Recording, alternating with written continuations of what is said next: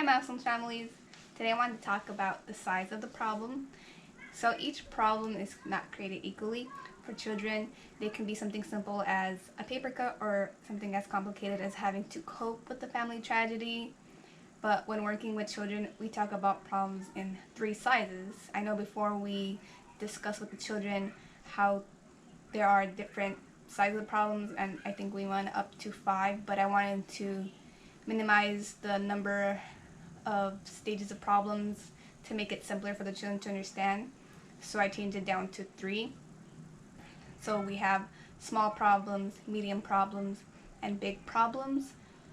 Regardless of scale, the hidden rule in problem solving with children is that we are expected to react to problems in a manner that matches the size of the problem. This is where social problem solving can get tricky because each child reacts to a problem a different way, and that's okay too. But we want them to understand that they need to match the reaction to the size of the problem. And a problem that is perceived by one person as being small could cause another child to have big feelings about it, and then having a big reaction, which would be unexpected.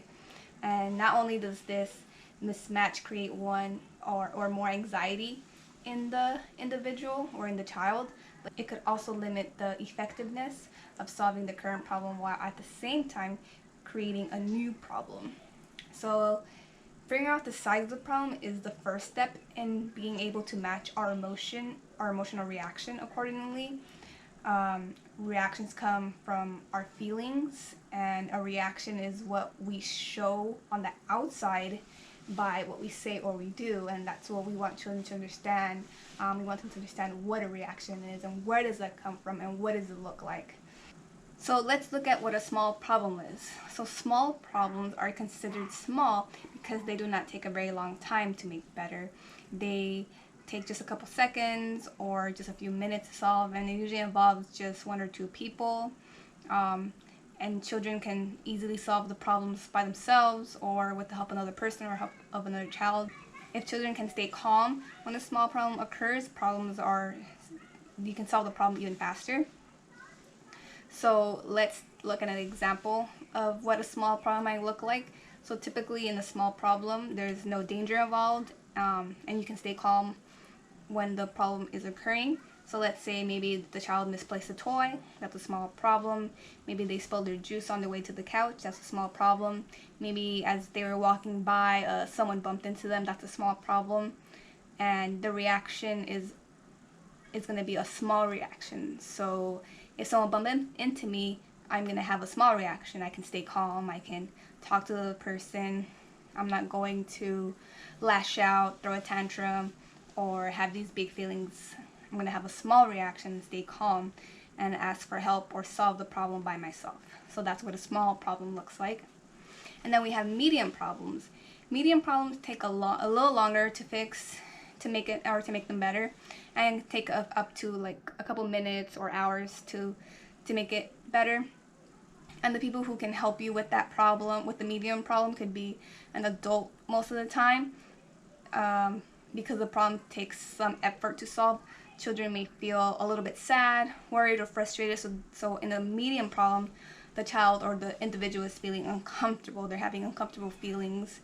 And children can talk to an adult about how they feel, and adults can let the children know their plan to help them solve the problem. So, and also in the medium problem, there's no physical danger. But some examples of a medium problem would be, let's say someone is teasing you, or maybe you got hurt a little bit, you just like fell and you just scraped your arm or something. That's a medium problem. And the reaction to a medium problem is going to be, let's say you got in a fight with your sibling, and that reaction is going to look like you're going to have uncomfortable feelings. So you can be mad, you can be sad. So these are the kind of reactions you're going to have. It still doesn't look like you're going to have, you're going to be lashing out or throwing a fit. It's going to look more like your feelings are showing the other person how you're feeling. So If you had a fight with your sibling, you're going to show them with your face how you're feeling. I'm feeling mad at you. Tell them with your words. I'm mad at you because you wouldn't let me have a chance to sit in my favorite spot on the couch or something like that. We want the children to understand that a medium problem looks like this because they're having their uncomfortable feelings, and the reaction to that is we're going to talk to them about it, and I'm an adult and I'm here to assist you through this problem, because since it's a medium problem, the child is not going to be able to fix the problem on their own, unlike a small problem. Therefore, an adult needs to help them solve their medium problem. And so with a big problem, that could take a really long time to solve. It can take days, weeks, months, even longer to make these problems better.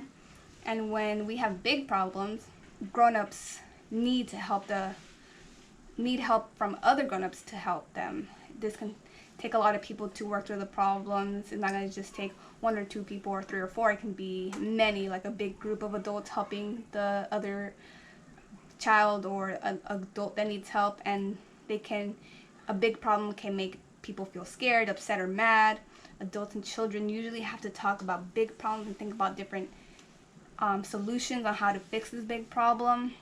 And big problems usually mean people have to make some big changes to solve the problem.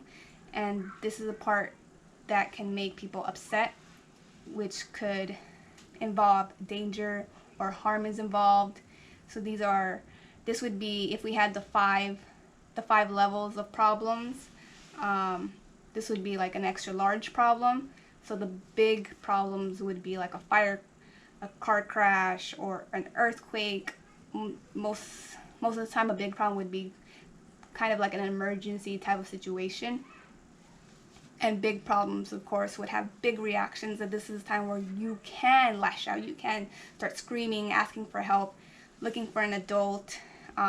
These are appropriate reactions to a big problem. And so now, since we talked about the three kinds of problems, we have a small problem and a medium problem, and then we have big problems. These concepts are important for our children to learn them because we want them to establish norms around defining and emotional responsibility on their part, to help them understand that there are different reactions to different sizes of problems. And with our early learners, we want children to be better at understanding that when they share space and interact with others, they constantly have to problem solve. It's not just going to be something simple, but there's always going to be some kind of problem when we're interacting with others in a space. And when problems do occur, there are expectations on how they will respond to the problem and how they're going to react to the problem.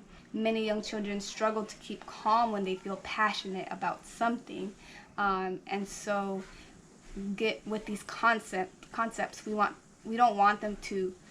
going to expect them to get it right away or expect them to show the expected reaction, but it's going to take them some time to understand what it's going to look like. And that's why we want to teach the children to be aware of the size of the problem, to be aware of the size of the emotion, the size that's related to the reaction of the problem, and we are helping them think about their problems, and we want them to learn that they can have control over how they react to different problems. That's the main goal. We want them to understand that they have power over their reactions to the different sizes of problems. It's also important to note that we aren't telling the kids how to feel. Each of us has the right to our own emotional reaction, which is a combination of hardwiring or the temperament and life experience that the child carries. We are simply just suggesting that children can learn to adjust how they are feeling by learning more about what constitutes a problem, and that problems come in different sizes. A number of children think any problem is a huge, devastating event. I've seen children at milestones constantly just trip over something and it's the end of the world. But they learn to get through it, and we teach them the size of the problem to help them understand that type of situation requires a different kind of reaction to it. And so we are trying to help them learn that something called a problem might not be such a huge event. It may actually just be a small problem, like when they just fall down and hurt themselves. It can be easily fixed with a Band-Aid. Knowing this, in turn, can help us stay calmer, and we learn we can solve it quickly. Teaching these concepts and ideas is essential to social emotional regulation. Having a big reaction to a not big problem creates a new problem, since people tend to react to the emotional reactions of others. As we work to build this self-awareness in our early learners, and we encourage them to look at how others react to various sizes of problems, children may eventually gain enough self-regulatory capacity to hear those words in their brains and in the moment think, hey, maybe I should stop and think about this. This is a small problem. I can stay calm. I can ask for help.